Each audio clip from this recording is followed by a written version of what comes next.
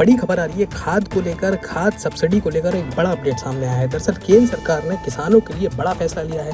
प्रधानमंत्री नरेंद्र मोदी की अध्यक्षता में हुई केंद्रीय कैबिनेट बैठक में खरीफ सीजन 2026 के लिए फॉस्फेटिक और पोटाश यानी पीएन के उर्वरकों पर न्यूट्रिएंट बेस्ड सब्सिडी यानी एनबीएस को मंजूरी दे दी गई है। यह सब्सिडी 1 अप्रैल 2026 से 30 सितंबर 2026 तक लागू रहेगी। सरकार ने इसके लिए करीब 41,533.81 करोड़ रुपए का बजट तय किया है, जो पिछले साल की तुलना में लगभग 4,317 करोड़ रुपए ज्यादा है। केंद्र सरकार के इस फैसले से किसानों को खाद सस्ती और उचित कीमत पर उपलब्ध होगी। साथ ही डीएपी और एनपीके जैसे उर्वरकों की सप्लाई बनी रहेगी। इसके अलावा अंतर्राष्ट्रीय बाजार में बढ़ती कीमतों के बावजूद किसानों पर इसका कम असर पड़ेगा। बताया जा रहा है कि सरकार उर्वरक कंपनियों को तय दरों के अनुसार सब्सिडी देगी, जिससे वे किसानों को खाद सस्ती दरों पर उपलब्ध करा सके। यह व्यवस्था एनपीएस यानी न्यूट्रिएंट बेस्ड सब्सिडी स्कीम के तहत लागू की जाएगी, जो 2010 से चल रही है। इस फैसले के तहत 28 तरह के पीएन के उर्वरकों पर सब्सिडी मिलेगी।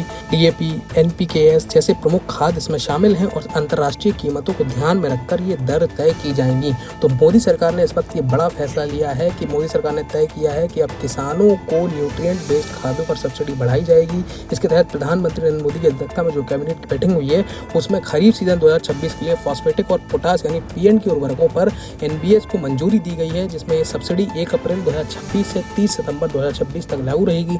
सरकार ने इसके लिए करीब 41,533 करोड़ रुपए का बजट भी तय किया है, जो पिछले साल की तुलना में लगभग 4,317 करोड़ रुपए ज्यादा है। केंद्र सरकार के इस फैसले से किसानों को खाद सस्ती और उचित कीमत पर उपलब्ध होगी। साथ ही डीएपी और एनपीके जैसे उर्वरकों की सप्लाई बनी रहेगी।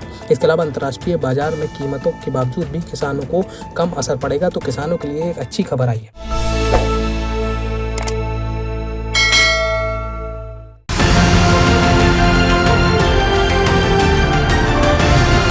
किसान तक, किसान तक, किसान तक, किसान तक, किसान तक, किसान तक, किसान तक, खाना है तो उगाना है, खाना है तो उगाना है, किसान तक, खाना है तो उगाना है। किसान तक, खाना है तो उगाना है।